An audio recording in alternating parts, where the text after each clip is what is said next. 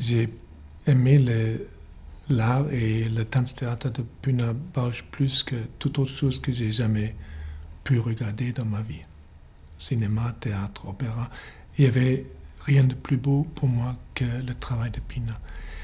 Et on avait le désir et le rêve de faire un film ensemble.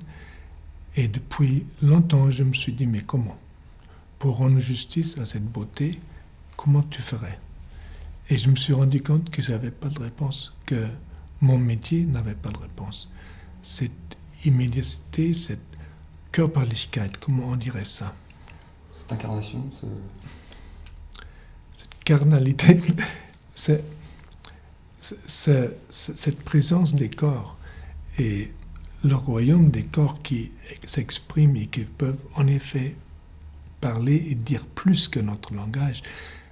Le cinéma n'avait pas accès à ça. C'était comme un mur devant moi. Et c'est seulement quand j'ai vu la toute première fois un film en 3D digital, numérique, je me suis rendu compte que c'était là la réponse, que le 3D pourrait me permettre d'avoir accès à cet royaume des gestes et du mouvement, et des corps et de son langage. Et depuis, Pina et moi, depuis ce moment, on a préparé ce film activement. Elle ne l'a jamais vu, le 3D. Elle n'a pas voulu voir. Elle a dit, tu vas filmer mes propres danseurs, et là, je vais regarder. Et on a prévu des tests en juillet 2009 avec ses propres danseurs, parce que c'est eux qu'elle voulait voir. Et malheureusement, elle n'a même plus pu voir ces tests. Alors, elle n'a jamais vu le 3D. Mais je lui ai raconté ce que j'espérais que ce médium pourrait faire, et que ça aurait accès au centre même de son danse et de ses émotions. Et maintenant que le film est fait, je sais que je n'ai pas promis trop. Ce qui frappe en voyant votre film aussi, c'est que la 3D est là, mais presque on l'oublierait en fait. C'est-à-dire que tout paraît très naturel. C'était votre volonté aussi de ne pas faire un film d'esbrouf. Il fallait que la technologie se rende invisible.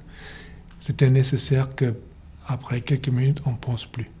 On ne se rend plus compte qu'on a les lunettes, que c'est un acte de voir qui est naturel, qui est comme ce qu'on voit avant qu'on voit au théâtre et quand on sort, que c'est sans unangestrengt, que c'est sans contrainte, et que c'est relax et qu'on entre dans cet espace d'une manière complètement naturelle. C'est donc un 3D très différent à la plupart des films qui existent, grâce à mon stéréographe, le grand pionnier français dans ce métier, qui a aussi fait des grandes recherches sur la physiologie de l'acte de voir et qui a compris mon désir d'inventer un 3D naturel et relaxed. Comment vous jugez, vous, justement, les productions 3D qui sont sorties jusqu'à maintenant? Jusqu'à présent, c'était pratiquement que des blockbusters. Vous cherchez une autre voie? Quand je l'ai vu la toute première fois, c'était à Cannes 2007, U2 in 3D, un film de concert. Première seconde, j'étais frappé par la porte qui s'ouvrait. Et je me suis dit, voilà, c'est ça. Avec cette technologie, il y a une autre application. On peut l'utiliser complètement différemment, sans que ce soit attraction ou effet, mais pour pouvoir vraiment entrer dans l'espace. Et évidemment, le grand film, le seul grand film, à mon avis, qui a fait avec ça, c'est Avatar. C'est Cameron qui a mis comment ça se dit? La barre très haut. La barre très haut. Et c'est un chef-d'œuvre dans tous les sens. J'étais super content quand il est sorti parce que ça a prouvé que c'était possible, qu'il y avait une façon de prendre au sérieux ce nouveau médium. Et je suis aussi un peu avec James Cameron, un peu triste, et de son avis que ce qui est venu après n'a pas même essayé d'atteindre la barre. Beaucoup est resté en dessous, surtout les productions qui sont même pas tournées en 3D, mais qui sont faites recalculé en 3D, c'est désagréable, ça ne correspond pas à la physiologie de nos yeux, c'est pas agréable. Est-ce que vous pensez qu'on peut faire, ou que vous êtes le représentant d'une sorte de grand écart entre du cinéma d'auteur et la technologie en 3D? Peut-être tout au début, maintenant, c'était un sorte de grand écart. Mais si vous vous rendez compte, il y a 15 ans, c'était la même chose. Pour la première fois, le mot numérique est apparu au cinéma à travers quelques effets pour les grands films avec des effets spéciaux, publicité. Nous, on croyait que numérique ou digital, c'était l'ennemi du cinéma, pour ainsi dire. Et puis, c'est ce cinéma digital qui a réinventé, pas le cinéma, mais le documentaire. Et je crois qu'en ce moment, la même chose peut arriver. Ce 3D qui est d'abord apparu avec des films de blockbuster et les films d'animation pourrait de nouveau réinventer le documentaire et de nouveau nous donner un autre accès à la réalité, ce que le film digital, toutes ces caméras ont déjà fait. Est-ce que vous pensez que vous avez un rôle de pionnier aussi en la matière, un rôle d'exemple à montrer?